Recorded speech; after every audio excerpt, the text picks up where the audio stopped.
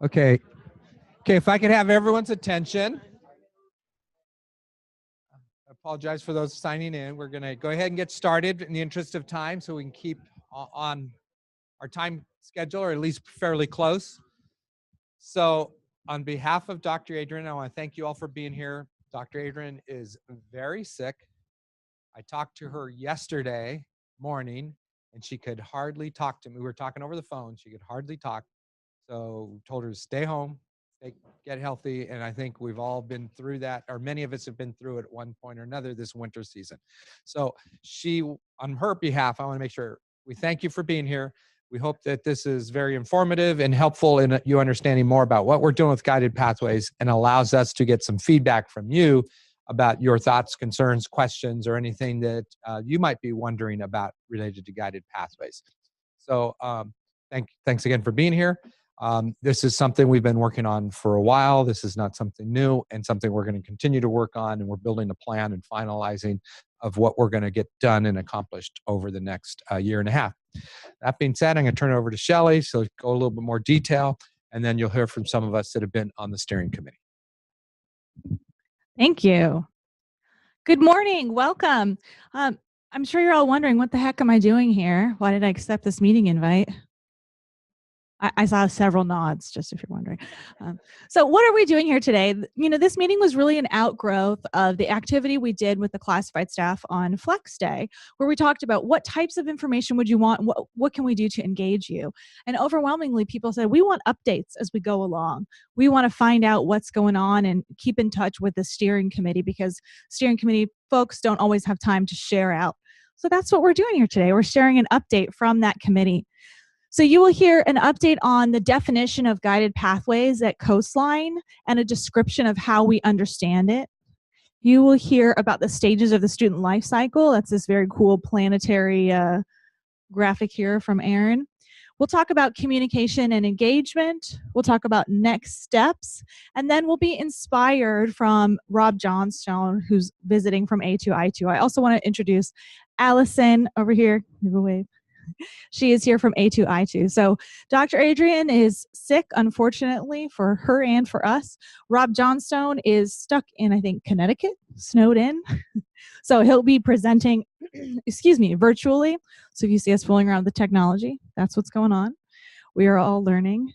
So we're going to go ahead and get started with a discussion with a practice of our activities. So if you could take out your phones, hopefully you have them. We're going to be using our phones today to participate in this meeting and collect some audience participation using Poll Everywhere. So you can text that number up there, or you can respond on the website. Are you a morning person, a night owl, or are you an Aaron? You don't need any sleep at all.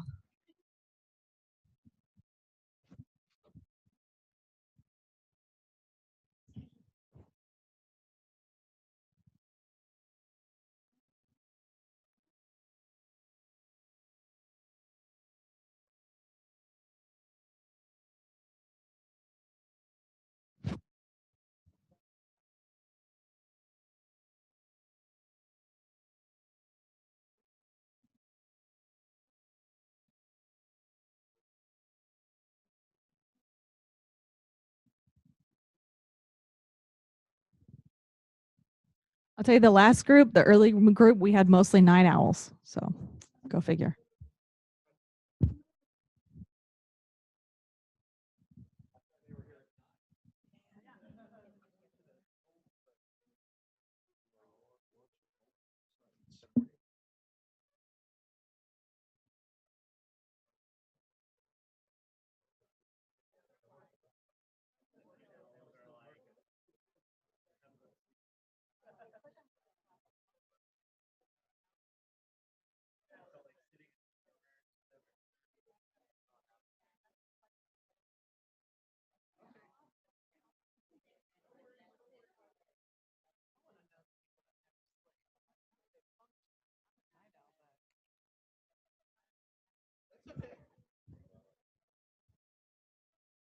Okay, so it looks like if you go to the web address, it doesn't work, I've been told. So if you do the texting. So we got a lot of night owls at Coastline. This is what I'm learning. We should have more updates at, 7 p.m., 9 p.m. I'm just kidding. It's never going to work. I have a 6-month-old. Several people are Aaron, and Aaron's not even here, so he's not the only one. Okay, so thank you for participating. We're going to use this tool throughout the meeting to gather some input and responses and talk a little bit about how things are going at Coastline. First, I'd like to invite Vince up. He's going to share with us about the Coastline definition and the working group that worked on that as part of the steering committee.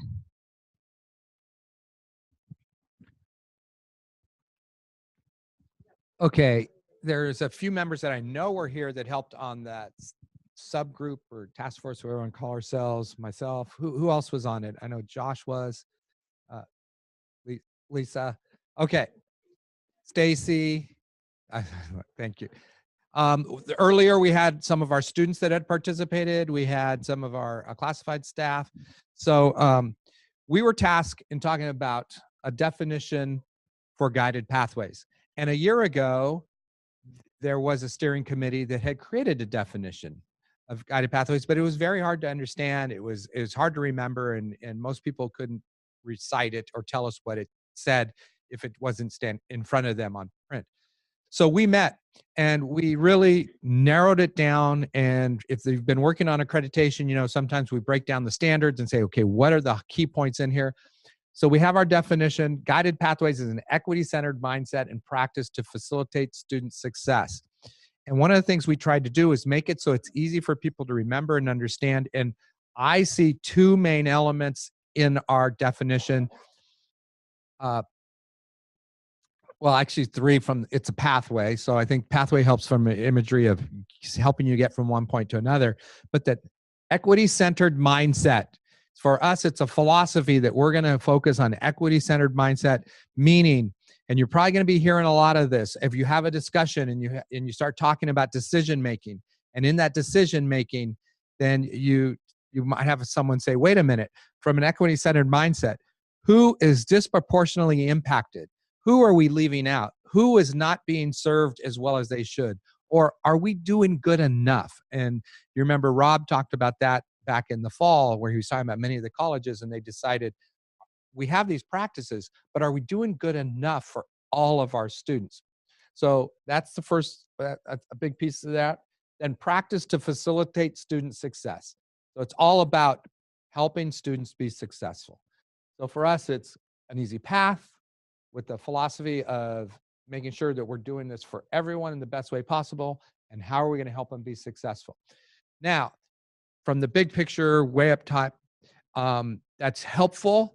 But if you had someone new to the college coming in for the first time, it leaves a lot of questions. Well, what does that mean? How do I know it? What is it going to look like? So we went on and said, well, let's provide a description to go with it. And so now we provided a little bit more detail of what is it going to look like? What are some of the actions? So guided pathways is an integrated approach for intentionally designing and providing clear, coherent, and structured educational experiences for students. Components of guided pathways are designed to lead every student effectively and efficiently through the student life cycle to attainment of high-quality post-secondary education for completion of personal, academic, and professional matters. So this is hot off the presses, because some of you that were with us on Monday, it didn't even look like this at that point. I hope you had a chance to kind of review as we went out, but I think we expanded a little bit to provide some a little bit more clarity. I want to focus on a couple of things. First off, integrated approach. So we're going to work together. We're not going to have silos. We're going to make sure that if we have something that's happening in the distance learning department, that they're making decisions with student services and financial aid and others that are involved, so that we don't set up a process that all of a sudden A&R is downstairs just pulling their hair out, because now we create a problem for the students on the registration side. We're great for DL or vice versa. So integrated approach, intentionally designed to provide clear, coherent, structured educational experiences for the student. We're focusing on the student and how can we make it clear and easy. And you've seen a lot of structure. I know that creates some questions for people, is do we remove options? I think there's still plenty of opportunities with structured programs the way we've done them to still do exploration and grow and so forth. But bottom line is we want to make it easy for the student to get through quickly, with the best courses that meet their needs, and again, focusing on the student. So student life cycle, this was an important part. So we talked about the student life cycle, and you're going to hear a little bit more about that in a moment. But for us, that meant that we were going to focus on the student from the time that they're first considering college, or the first time that they're being exposed to the idea of going to college, all the way through they're graduating with us and they've gone on and working in their career. And that might even mean they come back and get refresher, they change careers and so forth. So the entire student life cycle. And then we went on to say, what does the end look like? High quality post-secondary education for completion of personal, academic, and professional goals. So we first were saying, I think at one point we said, based on the student goals, I think the task force, that's where we're at, whatever the student identified as their goal. Then we changed that to a little bit more professional, I think. I think this would cover just about any one of the goals that our students would have. So this helps to give a little bit more description of what is it going to look like, and hopefully what does it look like for you when you're seeing it in action? Again, first part, philosophy, our philosophy about how we work together. Secondly, is a little bit more action of what it'll look like. Any questions? Stacy, anything to add? Josh? It took us a little while to get there, and I appreciate all the help. And I have to commend the task force, because they were very flexible in working on the fly, working through emails, and communicating through many different ways. Okay. Thank you. Thank you. So, steal the clicker. Haha. Can't click from the back and mess us up. So we are now going to talk about the student life cycle. We had a group, I'll invite Josh to come on up. We had a group that was asked to work on what are the stages that our students go through? What are the different touch points we have with them? So we could begin the conversation by talking about and thinking about what do we do well in each stage, and what do we want to improve or work on or change. So I'll ask Josh to come up, and he's going to walk you through the student life cycle. Hey, he's back from China.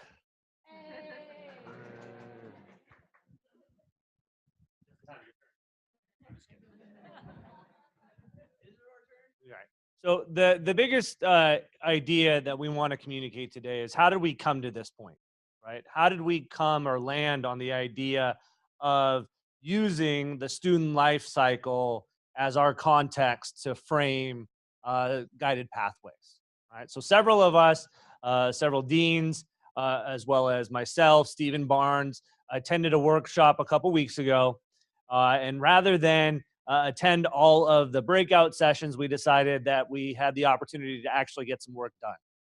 So one of the aspects about guided pathways is that it is just a framework, and it's going to be applied differently by all the colleges across the state. We had to determine, well, how as coastliners do we want to understand this framework and apply it, right? And so what we decided upon was at that meeting was to go through what are the stages or phases or the cycle that students go through from their beginning of understanding or exposure to college all the way until they become a coastliner and even graduate and move on into their careers. And we sat there, and what we did is throughout the week, we identified about 8 to 9 different phases that students go through, and we looked at all the barriers that our students at Coastline come into contact with throughout their life cycle at Coastline. It was very informative discussion for us to really think about a lot of the things that happen at our college, right? As we brought that back to the larger steering committee, we were able to parse that down into 4 different areas, and we labeled them clarify, enter, persist, and succeed. And these words are very ambiguous for a reason, right? They allow our faculty and staff in the room here to really determine what do those things mean for you and your role here at the college. How do you perceive these things, and how do you play a part in that that phase of the student's life cycle, so that as we're working on this as a college, we can gain information and ideas from everybody involved in that student's life cycle, which is all of us. And we can incorporate that into our pathway that we are creating for our students here at Coastline. Right? And so by looking at some of these areas, we'll break them down really quickly, and I'll go as quickly as I possibly can and give you enough background information to better understand it. And the first thing that's really important here in the clarify stage is the idea of exposure, right? The idea that a student would be exposed to college only in high school is unrealistic, right? We have to think about the exposure that a student would gain to college earlier in their lives. Some of the high schools in our local area are starting to create events for elementary school and junior high kids to come to the high school to see what it's going to be like for them in 5 or 6 years. Taking cue from that, we can start thinking about how do we get into the mind of that younger child and show them that college is an option for them, right? For many students, college is not a cultural component. And so they might be told that they don't need to go to college. For some, it's the exact opposite. It's not necessarily a decision to go to college. It's you're told you are going to college. It becomes part of their idea of who they eventually will be as a college graduate. We don't want to just think about kids when we talk about this. We also want to talk about people who have already gone out into the workforce and expose them to the idea of coming back to the community college and not seeing it as a stigma where it's a secondary option. It's something that they would only do if the other option of going to a 4-year university isn't available to them. Right?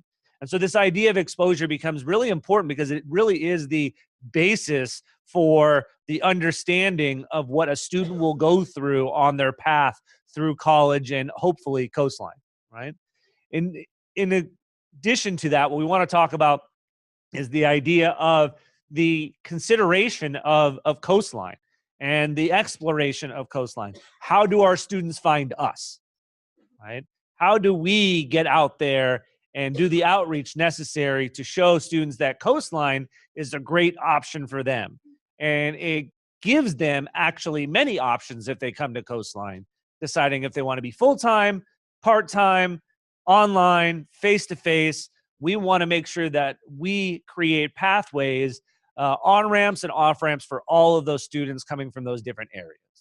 Right? So our first poll that we want to ask is, what do you think we're doing well related to the clarify stage? What do you think we're already doing now that will help students to get exposed to college, get exposed to Coastline, make that decision to come here as a student?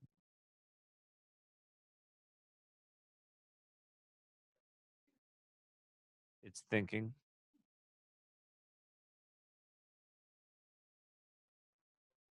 It's fill in the blank. So any texture, idea, outreach, right? Again, a vague word.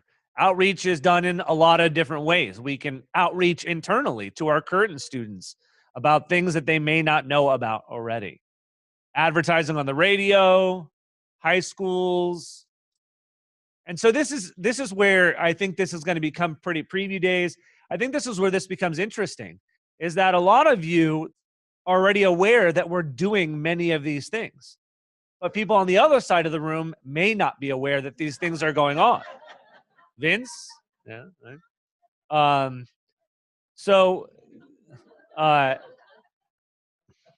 I like how these are anonymous, Aaron.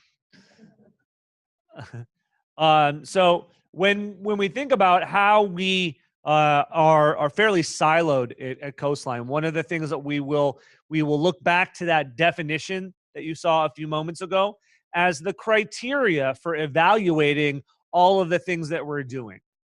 And one of the words that we see in that definition is cohesiveness. And that makes us understand that all of the things we're doing have to be cohesive and that all people at the college have to be aware that they're happening. Right? That way we are all ambassadors for what we are doing and helping students decide to come to college and then eventually to find Coastline. All right, moving on. So then they get here. They make the decision and they choose Coastline, right? And part of that first step is that application process. What are we doing that helps students to easily apply to Coastline and get here, right?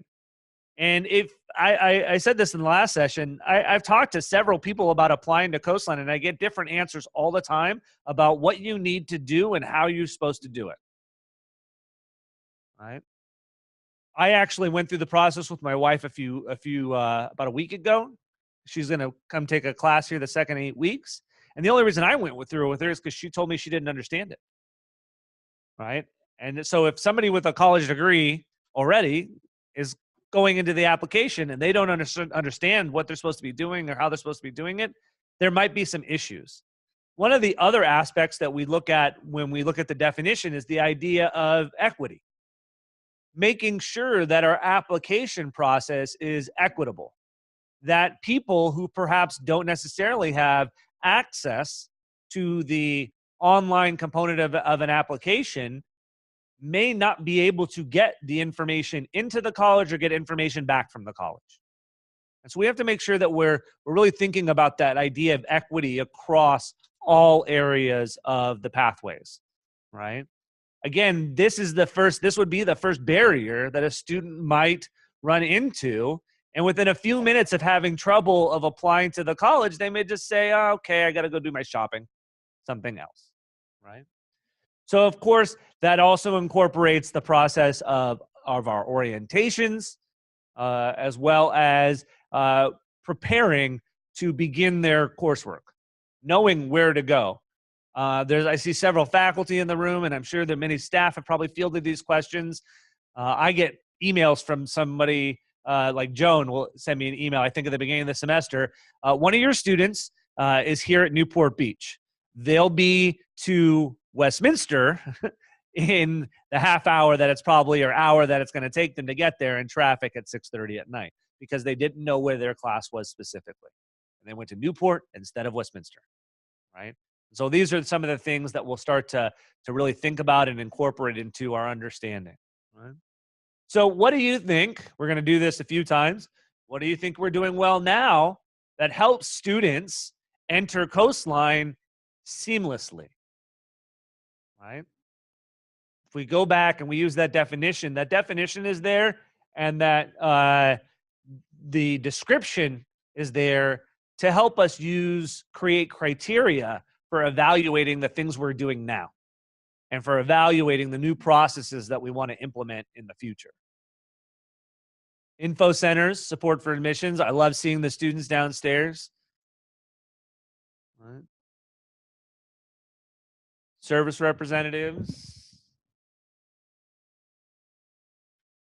Online registration. Responsive staff. Again, it's the idea, that we want to help our students. I don't know, but let me get you to somebody who will know right away. Right? Dolphin Day, etc. All right.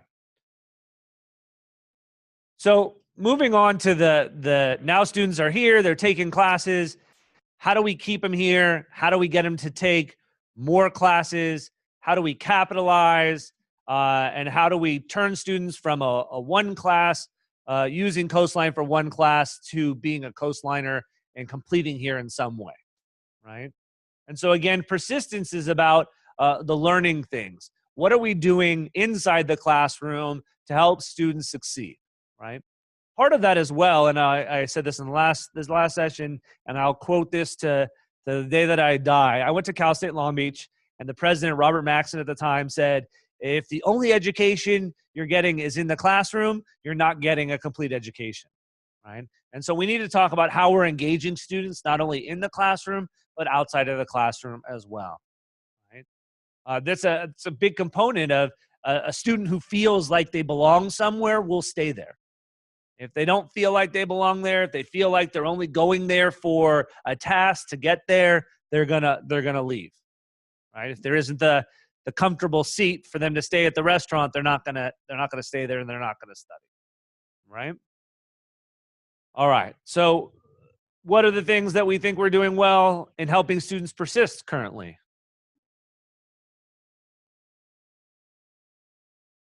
Workshops held by the Career Center, EOPS, the IRC. I think that's great that we mentioned those different offices on our campuses because, again, those give students a place to go, right?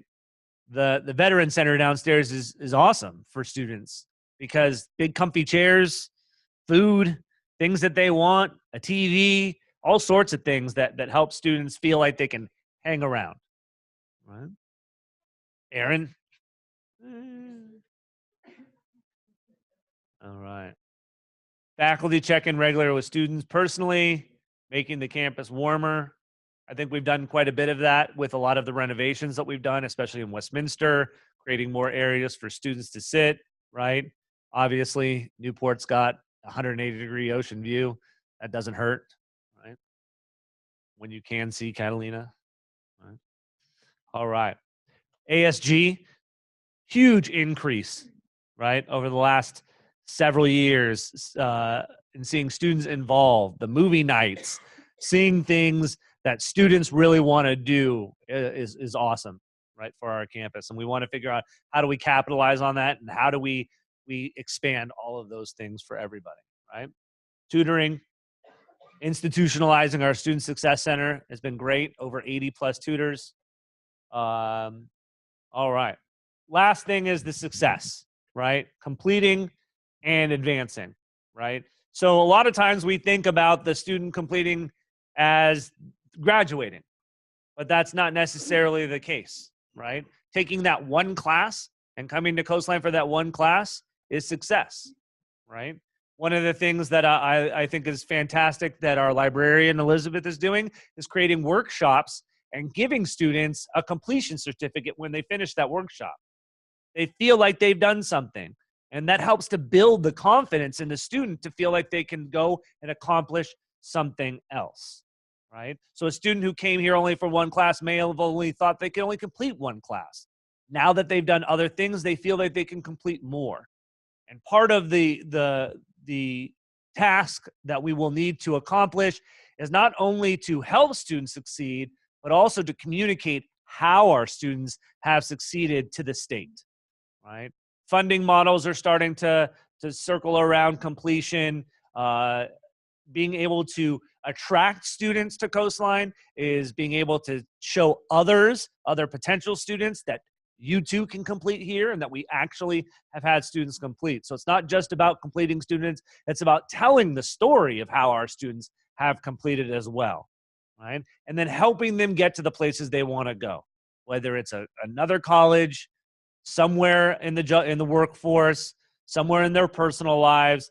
We want to know how they've succeeded and how we've got them there so we can tell that story to other people, right?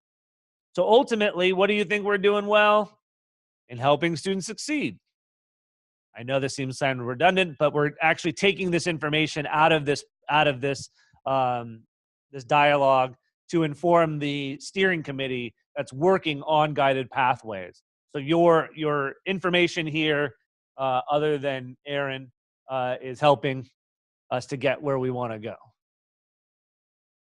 I haven't had Aaron to give a hard time in a week, so I'm trying to catch up. Stop writing his name. He's the one who's going to have to type this all up anyways, or you probably will, so, you know. All right, so on-site, transfer center is good. Faculty advising, right, at least for the CTE departments, and we're looking at expanding that faculty advising throughout all of our programs. Graduation ceremony, that's really an excellent component of giving students something that shows them that they've succeeded, right? Something to look forward to, right? The ABI graduation, again, it's not just about our larger graduation. I go back to the example of Elizabeth's workshop. Every little completion counts for a student at Coastline.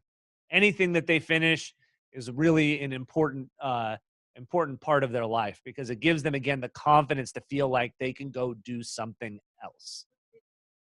Acquired brain injury program. All right, Aaron. All right. Hiring a new VP of Student Services. Also, again, hiring a lot of our new administrators, hiring Shelly, and then also the people who have filled in during the interim and moving people around. Again, all of us, I think, are really helping students to succeed. I think the more that we all know about the college, the easier it is for us to help our students succeed. All right. So ultimately, this life cycle, one of the important things to recognize is that it's not static, right? It's a moving target. As much as we've identified this is what students go through, they have many things that occur in their life that might take them off that path. And a big part of understanding the framework of guided pathways is when things happen in their life and they get pulled off of the path or pulled out of one of those circles, how do we get them back into one and make it easy for them, right? So with that, I'll hand it back over to Shelly and let Shelly finish up. Thank you. Thanks, Josh. That was great. The third group that we formed was a communication and engagement team to begin the conversations about how we can communicate about guided pathways as we go through this massive change process, and how we can be engaging everyone that's involved. So you won't be surprised. One of the big conclusions from this group is that we need to have a permanent task force who's going to help with communications and engagement, which we're really excited that Dawn has joined us, although I don't think she's here. I think she was at the other one. Yes. So our new marketing director is with us as well. And we talked about the characteristics of the communication that we wanted about guided pathways. We talked about fun, exciting, brief communication that is useful, that fits the time period. We had several ideas about methods of communication. Can you click to the next slide? For some reason, it's not working. Just the arrow. Oh, maybe the computer froze. Okay. Oh, there we go. So we talked about several different ways to receive information on guided pathways, and we'd love to hear from you.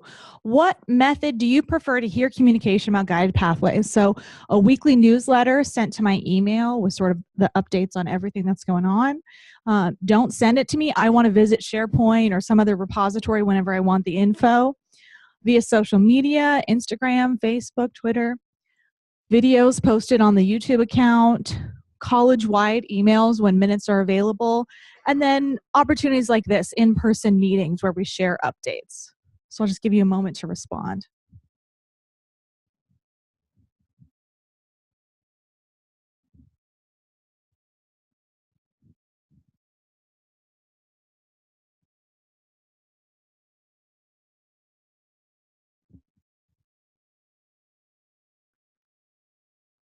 That's great. In the last meeting, that was the top response as well, the weekly newsletter. So we talked about basically sending out a newsletter, and it would have a link to more information. So you say, hey, the definition group met this week. They settled on a definition. Here's the link to the minutes if you want to learn more, so that you do have the ability to go and get more information, but you're not inundated. I mean, I don't know how many people think they get too many emails, but I'm not going to ask that.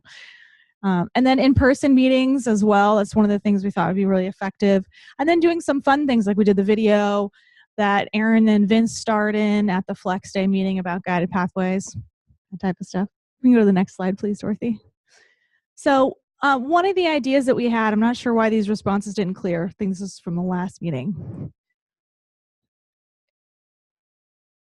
Okay, well, so what we talked about is possibly doing some lunch and learn, so holding at multiple sites, maybe once a month. A few of us from the steering committee have lunch at Garden Grove, and we say, hey, come on by and talk to us about your questions, give us some insights, how are things going with guided pathways. We'll share updates with you just to get some of that in-person thing. And I'll just ask you on this one, please don't lie, because this means I'm going to go sit in a room and nobody's going to show up. I'll be very sad. So if this is not a good method, we won't do it. So the other group, there was significant interest in it. So it seems like something we'll probably do as a method of outreach. Yes, that we'll pilot. So the next question is, what's the best place to have a repository of information and documents related to guided pathways? So the first thing is, have any of you visited the SharePoint for guided pathways for Coastline? A couple people? Okay. What about the web page? We have a web page on our website for guided pathways. Anybody visited that? A few more people? Okay, great. So this would be a place that would have meeting minutes, updates on different items, documents. So for example, the PDF of the student life cycle, the recording of our meeting today. Yeah, it looks like overwhelmingly, again, we want the website, which is the same as in the last meeting. So thank you for sharing that with us. It's really helpful. Dorothy, we can go to the next one. Okay. So what are the next steps? First, at 1 p.m. today, there's going to be a live stream of what we're calling Vision 2025. Vince is going to be presenting it on behalf of Dr. Adrian, as she literally can't speak right now. And we're going to talk about, so what are some of the external threats that we're facing as a college? What about our history, and where are we going in the future? Because as many people have talked about, our demographics, who we serve is changing. So what does that mean about the direction and the future of Coastline? So that'll be live streamed via Zoom. So we encourage you to, pull it up on your computer. We'll also record it and make it available if you can't watch it at that specific time. The next thing that's going on is by the end of the month, we have a work plan due to the State Chancellor's Office.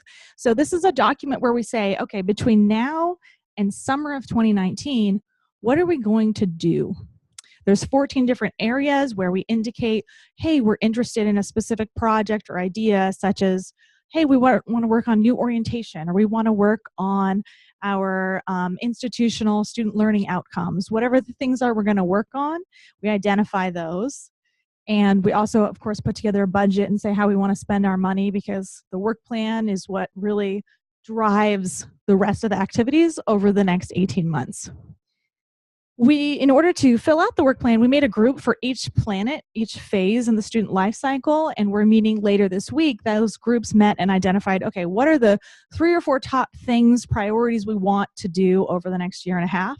So we're meeting with those groups to collect their feedback from their decision making and share it out with the expanded and redesigned steering committee. So that's the last step, is we are having a new redesigned steering committee. So many of you have been invited to that this afternoon, which we're really excited about. And then our next A2I2 visit is May 8th, after this visit that is happening right now. Do you have any questions before we flip over to Rob? Questions? So, Dorothy.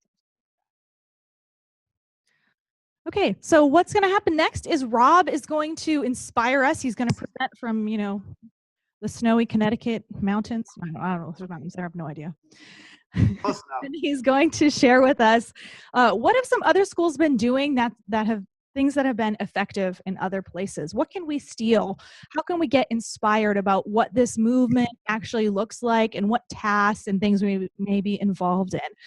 We'll have the microphone. He can't hear you ask a question unless you have the mic, so I'm happy to wander around as questions come up. I'm going to pass the hosting over to him now. Hopefully we should be set. Yeah, I think we're good. You guys see the slides on the screen now? Yes, we do. Thank you. Awesome. Greetings, everybody. My name is Rob Johnstone. I'm the founder and president of NCII, and my colleague Allison Cadlick is in the room from SOVA. I wish I could be there, but with the snow in the Northeast kind of shut everything down. So I am here in Connecticut, where we've avoided the worst of the snow so far, but we're supposedly about to get 10 inches later this afternoon, and it's been hitting the entire eastern seaboard. So I'm resplendent in Hawaiian shirt, happily inside where it's warm. And what I'm going to do over the next couple of minutes here, I think I have a half hour this time, is just talk about some of the big transitions in guided pathways and show you some things for some other colleges around the country.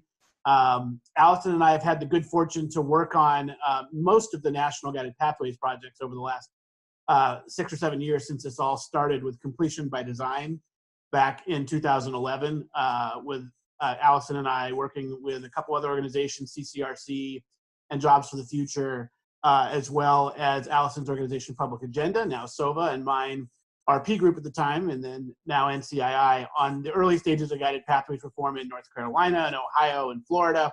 Since then, the movement has really taken off, and we've gotten the good fortune to work on projects nationally, like the American Association of Community Colleges Pathways Project, various state-level projects in places like Texas and Arkansas, Michigan, now California with the California Guided Pathways Project. So we have a lot of experience working with colleges. At the end of the day, this is your work. I built this A2I2 model. Some of you might be wondering what that is, which is actually a direct-to-college model. So a lot of colleges in the last couple of years have started asking, hey, if we want to go deeper on guided pathways and we want to customize it to our college, how do we get support to do that? And I actually started A2I2. It stands for Agency, Attitude, and Intensive Implementation. So the idea here is that you have agency to work on these conditions and structures. It takes the right attitude of thinking about doing things differently. And this is really, at the end of the day, about implementation. The idea that redesigning at scale is not easy. It requires organizational change. It requires cultural shifts. It requires deep engagement from practitioners, faculty, staff, student services, and administrators working together. And we are here to support you. Well, this is the third visit of 6. This guided pathways work, we're very fond of saying there's a number of big ideas here that are important, and there's a lot of customization that happens at every college. And I think the state in California, with some of the funding they put forward, has reinforced this idea that there's not one way to do guided pathways. I personally have worked with probably over 100 colleges now on guided pathways specifically, and there's no two answers that are the same. So you guys are slightly unique at Coastline on a number of fronts, and what I love hearing from Josh and from Shelly and from Vince is the work you've done to think about how to make this work for you and your students. And at the end of the day, we have a fundamental belief and a call to social justice and equity that we can change the conditions and structures to help more students complete and reach their goals. And that will particularly be true for low-income students and students of color who disproportionately are represented in the community college sector. We have a huge opportunity to move the needle on equity and social justice here. So that's what brings us to this work. So without much ado and in a limited amount of time, this PowerPoint is much larger than I have time to go into in the next 20 to 25 minutes. So what I'm actually going to do is very briefly give you a pathways model overview and then focus mainly on the clarifying the path section. This PowerPoint with some of the examples from other colleges around the country will be given to you, made available. You can kind of see this as a little bit of a table of contents and what comes in later parts of the slides. But for now, I'm going to kind of move into just quickly the pathways model. Looking at your the graphic that you guys produced, I think you produced an interesting hybrid of the completion by design lost momentum framework, as well as the AACC pathways big pillars, which we call these 4 pillars over here, clarifying the paths, helping students get on a path, helping them stay on a path and ensure that they're learning. We love that you've customized this and made this yours. And I think you'll see the ideas I'm going to talk about primarily in the clarify the path pillar are very much in tune with everything that Josh was sharing with us, as well as Shelly and Aaron and Vince. So let's take a look at this implementation section. So one of the things that happens when students come to higher education, right, is we say, well, you need to figure out what you're going to do when you're here at the college. And so, by the way, anyone on federal financial aid now needs to pick a program essentially immediately. And so what happens to most entering students, many of whom are first time in college and don't have a lot of higher education experience in their families, is we give them a long list. And we, on the list, have a list of alphabetical programs. I'll show you an example of this in a second. Say, all right, here's our 150 programs. Go ahead and do what you think you need to pick a program. Obviously, it's a fairly daunting task. We don't give a lot of support for it historically. And some of the big shifts, and this slide is going to share some of the big shifts of the guided pathways movement. The from slides are kind of the traditional model. It's been called the cafeteria model before, to a model more under a guided pathways framework. And that is the notion that we maybe can have academic and career communities, something that unfortunately got called meta majors because it was originally, the idea was born out of Florida legislation that called it that. We'll explain what this is in a minute, but with some visuals. But the big idea here is that rather than choosing, if you're a new student, from a long program list that isn't very helpful, maybe we can choose from a shorter set of, call them academic or career communities, call them institutes, call them anything you want. But the idea is that the student might be able to choose between 6 to 10 things when they come into the college, and we can create an experience that helps them pick the programs that are still there more deeply behind all the meta majors at the initial decision. And I'm a social psychologist by education. And behavioral economists and social psychologists work pretty closely on this stuff. And I would say that what we're doing here for our students is creating a choice architecture. And that means that the same choices are there, by the way. You're not getting rid of any of your programs. But rather than choosing between a long list of 200, we're actually giving students an initial choice of maybe an area that they might be more interested in. Then they can follow that with a choice after they have perhaps a first semester to experience that academic and career community or meta major. A second thing that we have from the traditional model is we have a lot of a la carte courses, right? We have distribution requirements, electives, GE packages. We're very fond of just throwing up, all right, here's your list of GE courses, and just go figure this out, what you need to take, and if you need any help, ask us. We've got some pretty good research I've done and others have done on what happens under the come ask us for help model, which is that the students you tend to help are those who either don't need it because they're already academically successful, or the ones that are so far on their way out from an academically level of unsuccess that neither group is actually ripe for the type of support that they raise their hand for or we require them to get. We often miss the students who are in the middle. I like to talk about how in any 100 students entering a community college, there's 20 at the top who are probably going to succeed no matter what you do. I call them the unicorns. And there's probably 10 at the bottom who aren't going to succeed no matter what you do as well. And so if a community college has a 35 to 40% completion rate, which is about the national average, and you've got, say, 20 out of 20 at the top and 0 out of 10 at the bottom, it means you're only getting 15 or 20 of the 60, 70 students in the middle to complete. And that's where your leverage is. And a lot of these big ideas are actually not designed to help your already successful students or even your least successful students. It's designed to help the middle of the bell curve and help those students get through. And we've seen this is where the changes can happen and where the leverage is. So we're moving from a la carte courses to maybe program maps that have course sequences, critical courses, and yes, even co-curricular requirements that actually have students doing things outside the classroom to support what's going on inside the classroom, much in the way that Josh told the story from CSULB. Algebra is the default math path. We've done a lot of work around the country in the past 10 to 15 years. California, some of you may remember, I go back to the Basic Skills Initiative and that first document, the Poppy Copy, now 13 years ago, where we started working on basic skills, is what we call it in California, DevEd nationally. And we had some good ideas back then, but we've sure learned a lot. And by the way, California has been at the forefront of pushing some of that innovation, perhaps not at scale. But when you look at the California Acceleration Project, the great work that Katie and Myra have done, when you look at Statway and Quantway being founded at Carnegie in California, when you look at some of the implementations of co-rec models at places like Cuyamaca, we're seeing some really solid movement in California on this front. But a lot of them on the math side are around the idea that algebra is the default math path, is a somewhat limiting idea for most of our students who aren't going into STEM or the fields of business that need the algebra to calculus sequence. The idea might be that we have program and field-specific math paths that actually target the right math for the right student, depending on what they're trying to do. We talk a lot about certificates and degrees and either treat students as going on a path.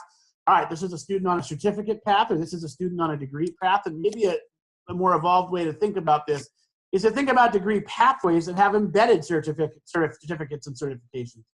This isn't possible in all domains, by the way. I don't think there's a lot of value to be placed on maybe a short-term certificate in, for example, in my field in psychology, where even the AA degree in psychology doesn't have a lot of market value. But there are all kinds of areas where the end degree can be supported by certificates that stack towards that degree, which helps students get into the workforce, earn some income while they're moving towards the degree. This also, by the way, on the flip side, forces us to think about not only students, but students who are on short-term certificate paths in the short term, that they actually very likely are going to want a longer path downstream, because many of the jobs that the short-term certificates lead to won't give them a living wage later down the road.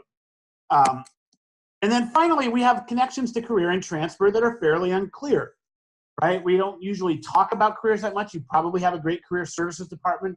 If people find it, it's really hard to build this into the process earlier. That's one of the things we're going to suggest needs to happen. And a lot of students don't know where they want to transfer, what they transfer in, what they want to transfer in. And even in California, which has the associate's degrees for transfer, which is a huge step forward, even though they're not perfect, students need to have a pretty good idea relatively soon, at least by the end of their first year at the latest, where they think they want to transfer and what they want to transfer in so that they're not transferring and losing a lot of credits. I mean, Allison's done some great work, focus group work in many states, but most notably in Indiana, about students realizing that after they transfer that they needed to continue to retake a bunch of units to have junior standing in a major. We have the same studies in California, Student Support Redefined, that support the idea that, by the way, transfer is not actually our goal for transfer students. It's transfer with junior standing in a major. And to achieve that goal, students need to know earlier where they're trying to go and what they're trying to go in. So these are the big ideas of the kind of clarify the path or mapping programs subsection we're going to focus on. Any questions about these big ideas before I show the examples? I have the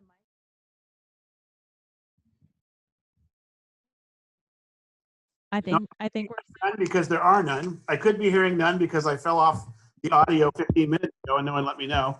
Or I could be hearing none because I can't hear them. So. Uh-oh. Oh, can you hear? Yeah, we're good. Okay, cool. The mic battery died, but I think That's all right. Here we go. All right, so let's look at some examples. I mentioned earlier that, here's the classic old school way of talking about program choice, which is, all right, here's all our programs. We've got a couple hundred of them.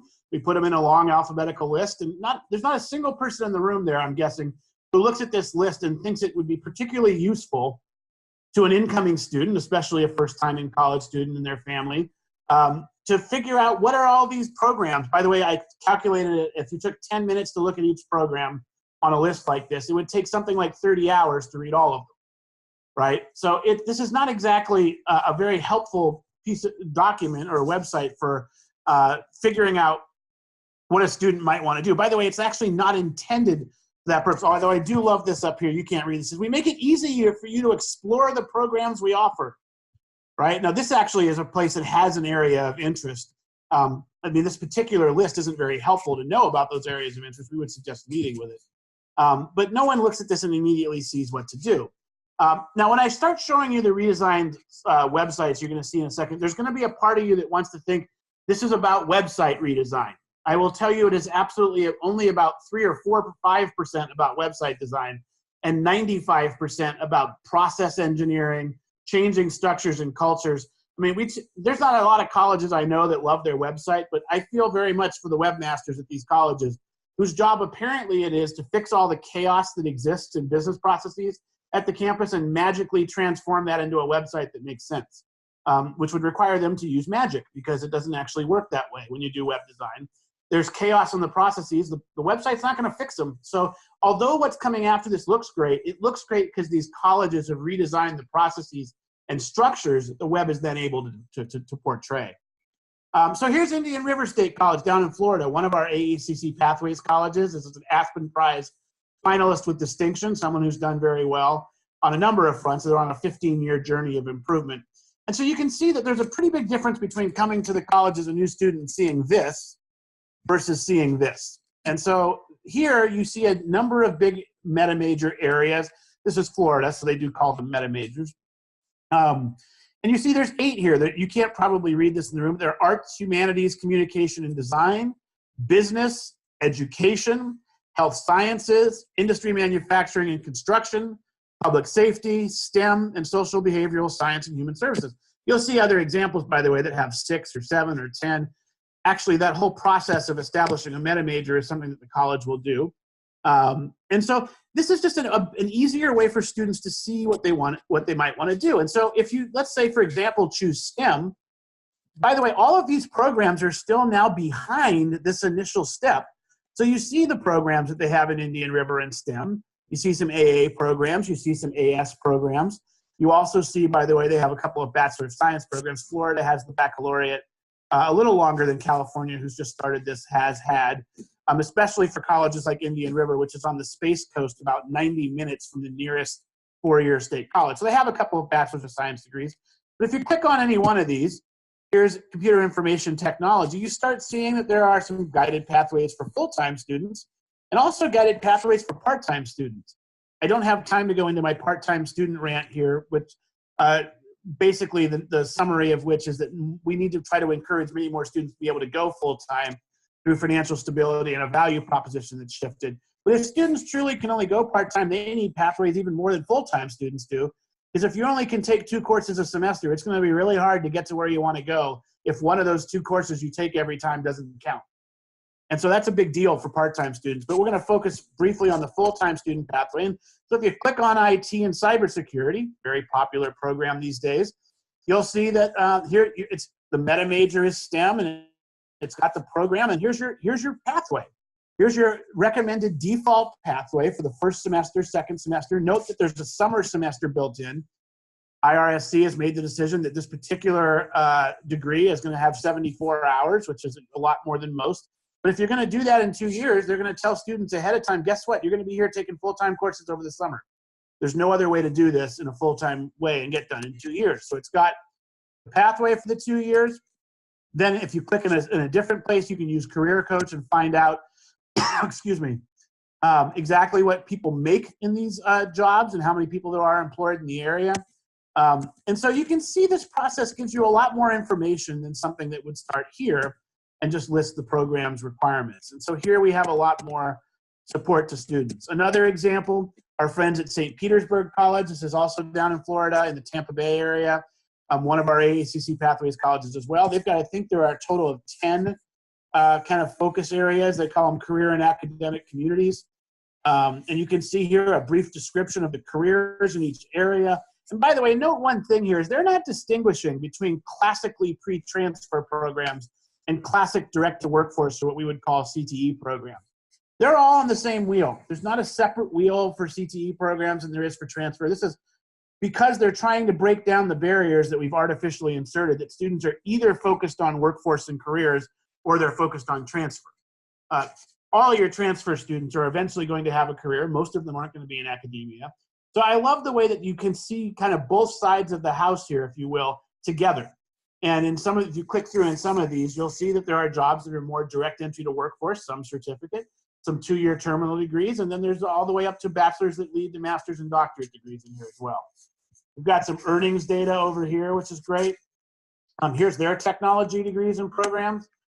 Here's an overall look really quickly at the courses you'd need to take to get a computer networking degree. Notice that they've got certain built-in stackable certificates in here, so you can be working at the same time and be gaining industry value. They break this out, this is a transfer thing I'm skipping, into here's your pathway to finish full-time in 4 semesters in engineering technology. It's got the courses you need to take, it's got the kind of credits where you are, and I love this. I know this is small over here. You can look at this when you get the slides afterwards. But it's things like explore degree options, visit career services, start a resume, make an advising appointment, work on your transfer destination, research jobs. So they're really trying to make sure that people know what are the things they need to do outside the classroom as well as inside the classroom. Another example from Macomb in Michigan, working on this, you can see their kind of career communities here. They call them areas of interest. Here's science and math for them. Here's their biological sciences program. Note that you've got career information up here as well. They click on the career information. You get career opportunities and employment outlook. And by the way, I love here, again, life and physical sciences, career opportunities. An associate of science, they're talking about career information about a wide variety of jobs, not just pre-allied health or pre-nursing, right? There's all kinds of jobs that a biological science degree can help for. And they're talking about the full range of them that exist here, which I think is really useful to students who may not know that a biology degree is more just for pre-nursing or pre-med. And so for students who are undecided, this is actually a fairly controversial topic about whether you have an undecided area of interest or meta major. I have to admit, I'm not a huge fan of this because I think it lets colleges basically take the same chaos that they have now for students that are undecided and transfer it into a new location. But my friends at Macomb here, if you are undecided, require you to do additional things to make sure that you can help make a decision along this path, which I think is great. Another example, Northeast Wisconsin Tech here is another college that's been doing some good work. They're a comprehensive college in Wisconsin. Again, you get to the same places here with the degree programs being clearly mapped out for students. They talk about transfer here as well. And this is their last example, and I'll stop for questions in this section as we near the end of time here. Here's an example of what some friends in Texas at San Jacinto did. So they were going down this pathway of doing guided pathways, and one of their early decisions is, what's the right math course for each program? And Texas has got some Statway, Quantlay like things going on called Mathways, and some state movement and what we would call basic skills. But they were really moving down the alternate math pathway front at San Jacinto. And what they did is they had their math department basically put together a survey for the program chairs or department chairs of each program about what type of skills do your graduates and students need to develop. Pick 5 of these skills, and then at the end of that, it gives you a single mathematic course that they would suggest at the end of this. And some of them are math for business and social science. Here's math for liberal arts. Here's college algebra.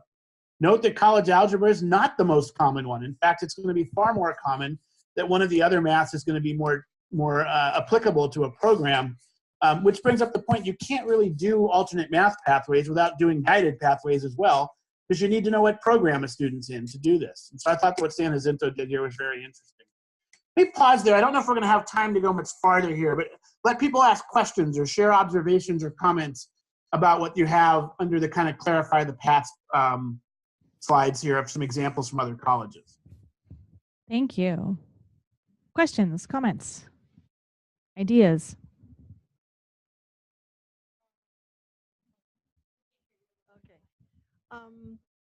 I'm not sure this question applies to all departments or not, but I teach at DGA, Digital Media, and we do have random students who are not there for AA, they're not there for certificate, they don't have any professional educational background, like gone to the college or anything, or where they are is because of their training at the job. So they come to our classes just to take a particular software because they need it for their job. Do we have any plan for those students to entice them to come and get a degree and, get a certificate at least? Yeah. By the way, I love the way you asked that question, because normally when that question gets asked, it's asked under the umbrella of how do these students fit in, where do these courses fit into a guided pathways model, where a lot of the students are what we would call skills builders, I think, in the California terminology, where they're coming in to take 1 or 2 courses to help advance themselves with a certain programming language or, a networking software. And so, by the way, to answer that question, because it's often in many people's minds, we absolutely have to support those students. And I think Coastline historically probably did more of this than most community colleges, at least in California. And that is part of the visioning session, I think, for Coastline going forward about what you're going to try to focus on. I don't ever see that going away, but I think the way you ask that question is really important. Like, how do we help students who are currently what we would call skills builders realize they've got a lot of options for moving further down an educational path that would help them towards a certificate or degree that would have much higher value in the marketplace, or help them move further down towards higher jobs and with better wages. So I think that's absolutely a guided pathways mindset. I think sometimes people ask, what is the role of faculty in the classroom in guided pathways? And I think this is one of them, is that faculty who teach these courses can attempt to integrate some of the thinking of guided pathways by sharing with their students, hey, you may only be here for this one course, but no, there's so much more you can do here at Coastline. What we can help you get that next job and that next job. I think that's a mindset. Of course, advisors would help with that if the student landed in an advisor's office, but you faculty in the classrooms have an amazing opportunity to be that bridge between what a student thinks they're at Coastline for and what they might actually be able to do somewhere down the path. But that's absolutely a huge guided pathways idea, and I would encourage you at Coastline to consider how to kind of catalyze moving that forward, especially given your history. And I think what you're going to hear in the 1 o'clock visioning session, the kind of transition statewide to focusing on measuring program and degree completion more, that this is a really important idea. And I think it's a really good one. Other questions, comments? No? Oh, Gio, yes, thank you. Hold on.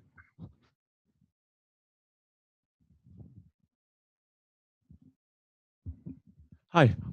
Going back to what you said about classifying students as trying to get a certificate for work and classifying students to go Yeah. transfer out, do Yep. you really feel that we should tell students that you're doing this, this, and this classes to get a career rather than telling we're doing this, this, and this classes to transfer out? Yeah, I think it's a great question. I mean, I'd love to explore more the specific problem you're actually asking about, because I think in general, we want to not portray these as two diametrically opposed options, right? You can either go get a job or you can continue your education.